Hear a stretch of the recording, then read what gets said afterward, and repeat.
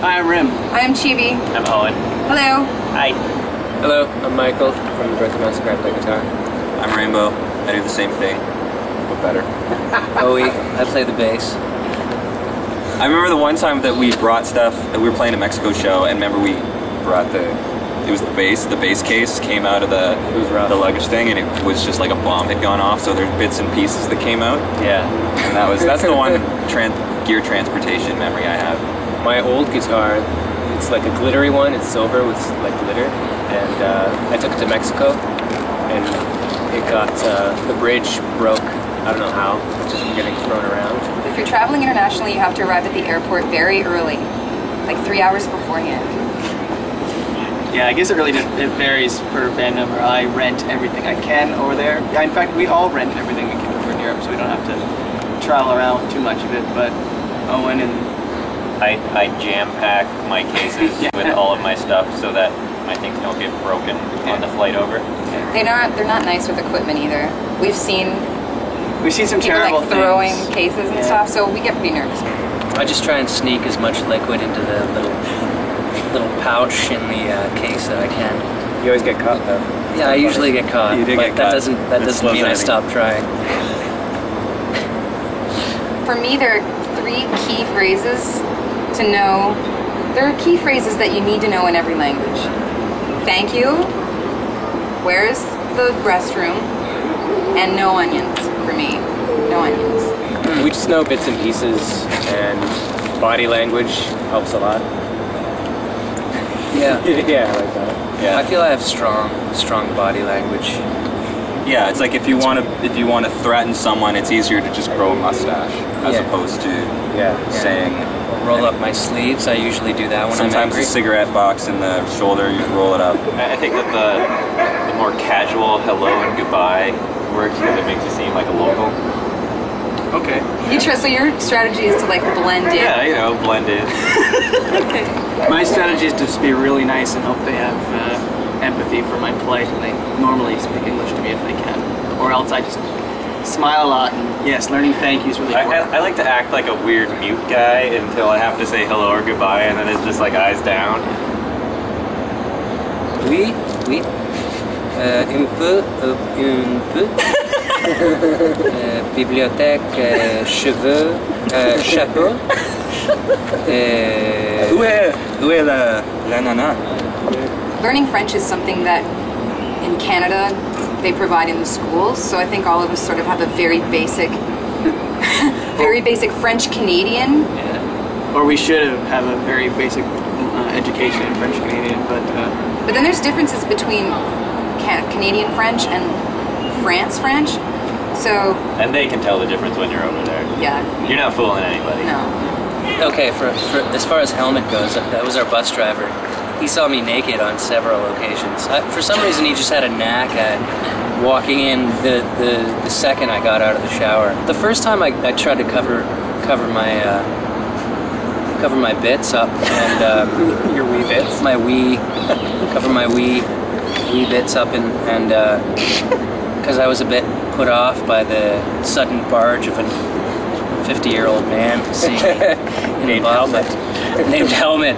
But after he came in the second time, within the next minute or two, I just kind of let everything hang where it may. I remember when we were in Paris, we had a day off, and Owie and I wandered around the city, and it was raining all day long. And we went into this cafe because he wanted a coffee, and the guy gave us both one. I didn't even want one, but it was like this big, and he made me pay for it. And then we were walking around with these tiny little coffees that are open top, and the rain was pouring in them. It was awful. I remember the bus leaked, and because it rained every day, we found out that the bus leaked in our beds. I think Rainbow experienced It that. rained directly on Rainbow. I was actually like really happy that I got a middle bunk, because there's one on the bottom and one on the top, and I always wanted a middle one, and I was like, guys, I never get a middle bunk, and so everyone let me choose my bunk, and I got the middle one, and I was really happy. And then it turned out that all the electricity in my bunk was shot, so there was no light, and also the rain leaked through, specifically into my bunk through the air ducts. So I would wake up, and I woke up with like, I didn't realize for the first couple days, I just thought I was really cold and it was really damp. But it was actually just my whole mattress was just soaked. So but I didn't really notice at first because we were all kind of sleeping in our clothes and shoes, because was the vibe of the tour. And the bus that we were traveling around in didn't really have heat, but it did have these heat strips that ran along the bottom on either side. So if you were on a bottom bunk, you had this scalding hot element right beside your face that so you roll over in the middle of the night, it'd burn you and you'd wake up, freak out. Didn't you have the Kleenex laid on fire? Yeah, well, it kind of got singed. It didn't quite catch on fire. Right. Well, they're converted buses. They were designed for people's feet encased in shoes, so if you hit it, you wouldn't burn yourself. They weren't designed for our face to be sleeping in. Yeah, it was weird. Waking up in the middle of the night with scalding with a grill yourself. mark on your face. Yeah. I got really sick. Oh, here It was we go. actually right after the Hamburg show. I woke up and I was really sick. I was throwing up. Oh, sweet. Can we? You're here to pick There him we go. up? Don't worry about it. It's cool. He's gotta go. Call you about me again. Busted again. We can't take you anywhere. But you see, what happened after the Hamburg show? Yeah, I was really sick, and for like 4 days I was just throwing up. And then I think in Krefeld,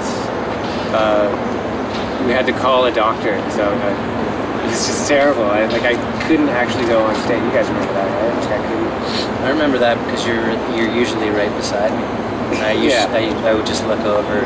It took you like maybe the third song till you realized I was there. That's true. Yeah, I was a late bloomer realizing you weren't actually on stage. Yeah. But I was lying on the couch and just shivering in this blanket, and everybody is like surrounding me, just like, and I'm like, guys, I can't go on stage. Like I'm too sick. And then you guys were just like, well, you have to, right? Well, you did. Because you and do. You failed us. Yeah. You failed. I could have died though. The doctor said, because the doctor came like after the show started. Really? You could have died?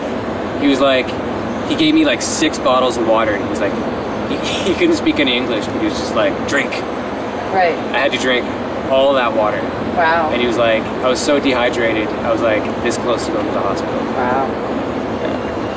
And then we got really mad at him for not playing the show. Yeah. We honestly didn't even know that show was going to be made into a DVD or a live recording that was going to be released. That show was sort of in the middle of the tour, and I think it was Crazy Clip TV. They were really, really nice guys, and they showed up, and it was like, yeah, we're going to record the show, and we were like, cool. We did not know what And then was he- going to be done with it, though. Yeah, and then a year and a half later, it was like, and here's this live DVD, and we were like, really? This was like months and months after the tour. They were like, all right, we're going to do this DVD now. And we were like, oh, wow. Really? We're doing a DVD yet. Okay. So I don't know if they did that on purpose so that they would sort of catch like a really honest glimpse. Is that a nice way of saying it? That might be. They were trying to keep it real, maybe. I remember really liking the London show and being really disappointed that that's all I saw of London. I just saw the inside of the club, which was nice at the time.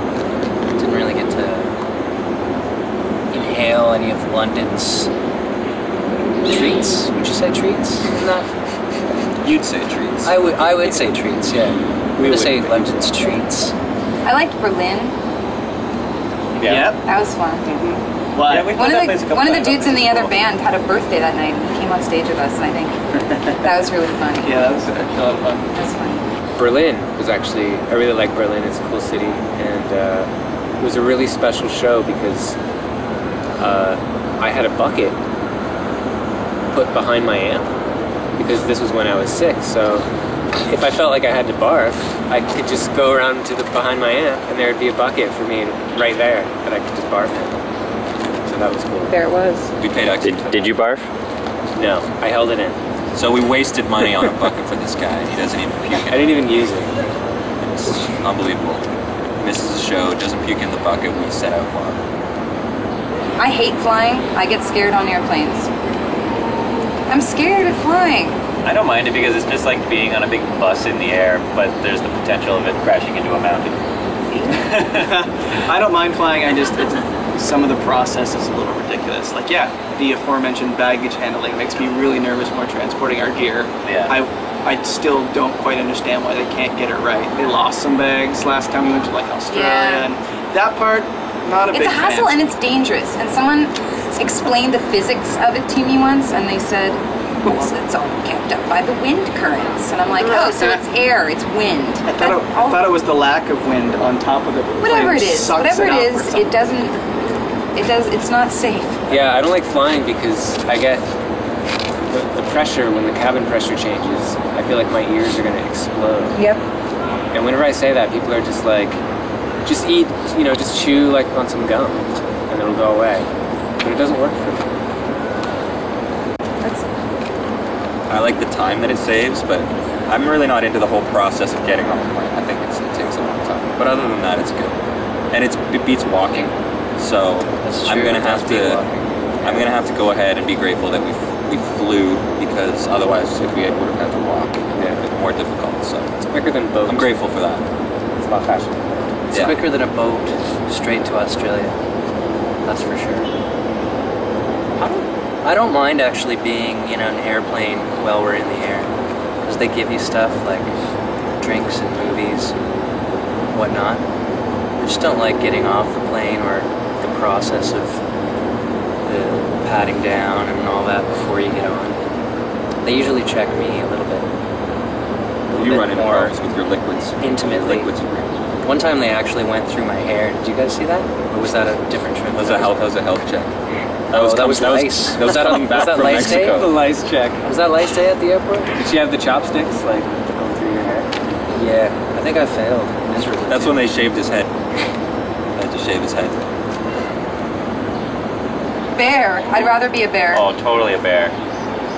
There's a shark, you're limited to the water, And they have no soul. and bears, the world is your oyster because you can hunt in the water And on land, and some of them can even climb trees, so it's practically in the air. You win. You can hunt birds. Bears win.